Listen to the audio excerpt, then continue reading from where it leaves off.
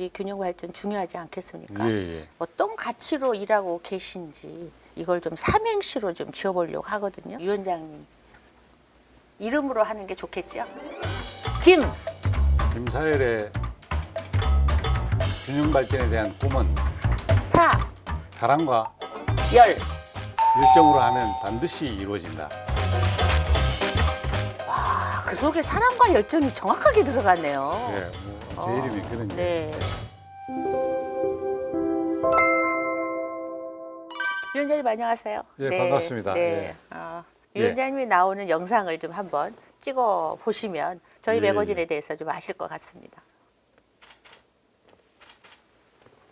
예, 실제로 뭐 최근에 이제 이런 절박한 마음에 대해서는 정부뿐만이 아니고 지방 정부에서도 공감이 되어서 네, 영상을 보면서 인터뷰를 하신 적 없으시죠? 처음입니다. 네. 예, 신선하네요. QR 코드 베이스로 이렇게 네. 영상을 제공하는 게 처음이에요. 평생 교육자셨던데 교육자와 어쨌든 지금 위치와의 좀 가치를 조금 말씀해 주신다면. 저도 사실은 올 때는 잘 몰랐어요. 2월 28일까지가 제가 교수로서 이제 재직하는 마지막이고 네. 현재는 지금兼務를 하고 있죠. 근데 와서 일을 해보니까 그 학생들 그 지방대학을 졸업한 학생들의 그 진로라든가 지역 발전에 대한 문제가 그게 그 관계가 학생들하고 있는 거예요. 그래서 제가 여기서 그런 일을 하면서 잘 오길 잘했다. 네. 예, 지금 그렇게 생각하죠.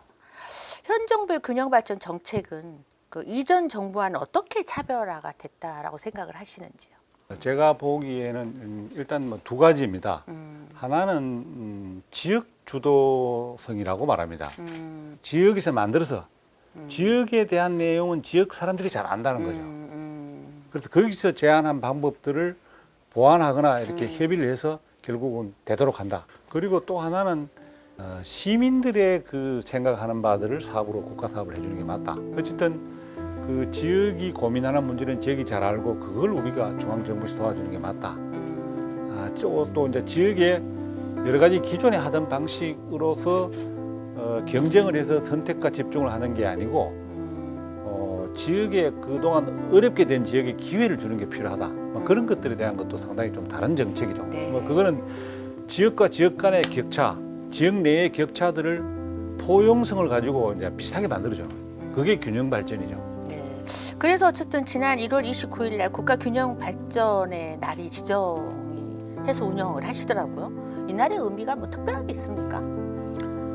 작년 9월에 국가균형 발전의 날이 이제 국회에서 통과가 됐어요. 네. 실제로 시행이 이제 올해부터 처음 됐는데 네. 첫 법정 국가 기념일이죠. 네. 이 정책들을 좀 확산해서 펼쳐서 국가적 화두가 되게 하고 이게 좀 잘 되도록 하는데 일조했으면 좋겠다 해서 여야가 지금 공감해서 이 날을 국민들의 그 날로 정해준 거죠. 어쨌든 코로나가 2년을 넘게 이어져서 우리 이제 국민의 삶이 정말 많이 바뀌었지 않겠습니까?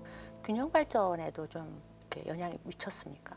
기본적으로 문명화가 된다고 하는 거는 이 도시화가 되는 거고 그 사람들이 이렇게 집중하고 모이는 거죠. 네. 그렇게 해서 이 병이 생기고 이 네. 팬데믹이 생겨난 거거든요. 네. 네. 그러면 이 과학적 대응 방법은 분산을 해야 돼요. 이게 이제 이 팬데믹으로부터 배우는 교훈이죠. 어떻게 보면 교훈도 좋네요. 그렇죠. 네. 그게 하나의 위기였지만 우리가 네. 기회로 네. 생각한 거죠. 특히 이제 지방 소멸 굉장히 이것 때문에 힘들어하고 고민들을 하고 국가도 엄청난 돈을 투자를 지금 하겠다라고 선언을 하는 상태지 않겠습니까? 우리 위원회에서도 혹시 뭐 어떻게 대응하고 있는지. 예, 뭐 작년에 행안부에서 이 인구 감소 지역을 89군데 발표를 네, 했죠. 네, 네. 그리고 뭐 올해부터 1조 예산을 써서 매년 상당한 기간 동안 10년 동안. 그 일들을 하겠다라고 이제 발표를 했는데요. 뭐 저희들이 그런 일에 이제 같이 관여를 했고 이게 이제 감소 우리 어느 지금 정도 대한민국이요? 예측 가능한 감소가 이루어지고 천천히 일어나야 되는데 이게 너무 이제 급격히 떨어지는 거죠. 보통 그 인구 감소를 얘기할 때 합계 출산율을 얘기하는데요. 근데 보통 그래서 1.0 이하로 떨어지면 굉장히 위험하다고 생각해요. 근데 우리나라가 평균적으로 한 0.8 정도에까지 20년에도 갔고 수도권은 특히 그게 이제 이 광역시 중에는 서울이 제일 낮아요. 0.6 정도로 가 있어요. 실제로는 여기에 이제 지역에서 자란 청년들이 청년의 시기에 주로 이제 수도권에 와요. 그 청년이 많이 살죠, 사실은. 많이 사는데 여기 경쟁이 너무 심화가 되니까 와서 인구가 증가할 만한 활동을 하지 않는 거예요. 여기 분위기가 자체가 너무 어려우니까. 삶이 너무 그냥 고달픈 거죠. 고달프죠. 왜냐하면 지금 발등에 불이 떨어졌는데 이걸 끄기 맞습니다. 바쁘고 맞습니다. 다음 자식을 낳아가지고 그 다음 세대를 생각하는 여유가 없게 됩니다. 우리나라의 서울의 지금 반응, 수도권의 반응도 그런 어려움의 상태를 그대로 보여주고 있고 수도권도 어렵게 하고 지역도 어려움에 빠져 있는 그런 상태예요. 진퇴양난입니다. 네. 답이 쉽게 안 나올 것 같습니다. 쉽지 않습니다만 그래도 여러 가지 활동을 이제 그런 국가에서 예산을 그렇게 쓴다가 하는 것도 그런 고민의 결정을 해결해 보려는 한 거죠. 아까 이제 위원장님께서 위원회를 이끄시면서 처음에는 모르고 왔었는데 진짜 중요하고 예. 보람도 느끼신다라는 말씀을 좀 하셨잖아요. 예. 근데 또 이런 건 정말 어려움이다.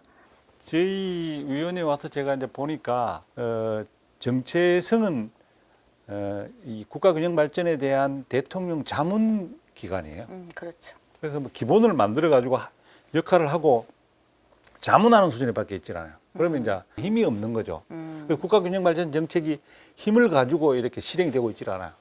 저희들이 적절하게 만들어서 요리를 해서는 부처로 이제 줘버리는데 가져가서 아주 잘하는 부처도 있는 반면에 그냥 영혼이 없이 건성건성하는 데가 있어요.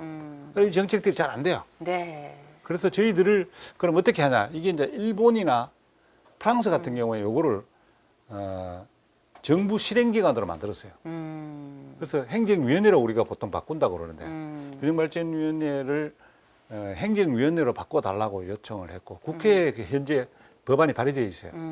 국민들이 공감을 하려면 예. 도대체 이 위원회가 그렇게 권한을 갖게 됐을 때 뭐 어떤 도움이 국민들에게 된다라는 걸 짧게 한 말씀 해주셔야지 동의를 하던 으쌰으쌰를 하던 하지 않겠습니까?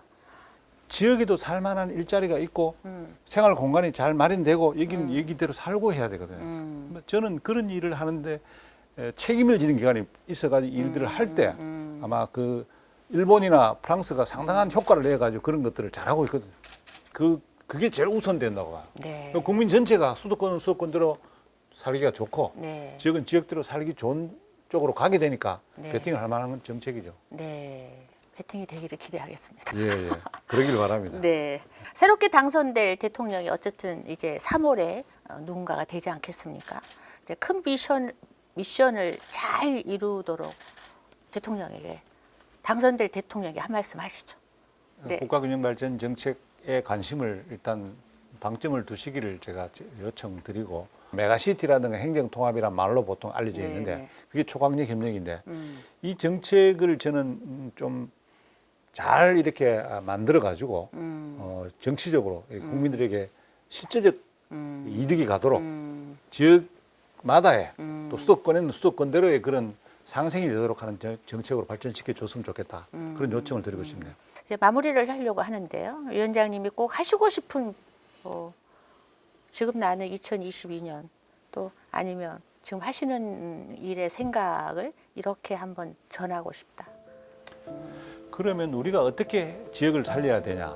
그러면 지역의 그 두 가지를 갖추도록 하는 거예요. 여러 가지 방법을 써서 지역 대학들을 인류 대학이 되도록 좋은 대학이 되도록 만들고 또 지역에 좋은 일자리가 만들어지도록 뭐 공공기관 같은 것들을 지역에 많이 보내고 또 지역의 기업들이 정착하는데 유리하도록 하는 여러 가지 접근들을 고민하고 있습니다. 어떤 사람은 수도권이나 이런 도시를 좋아하는 사람도 있을 테고 어떤 사람은 또 이런 농촌이나 이런 또 환경을 좋아할 수도 있거든요. 어디를 선택을 하든 간에 살만한 세상이 되도록 하면 그게 바람직한 사회가 아니냐. 네. 저는 그 정책이 되도록 하는데 마지막까지 최선을 다하려고 생각합니다. 네. 기대하겠습니다. 네, 감사합니다. 여러분들 어떻게 보셨습니까? 저는 다시 한번 여러분들께서 굉장히 중요하게 생각을 해야 되는 국가균형발전위원회라는 것을 다시 기억하면서 인터뷰를 마치겠습니다. 수고하셨습니다. 네, 감사합니다. 네.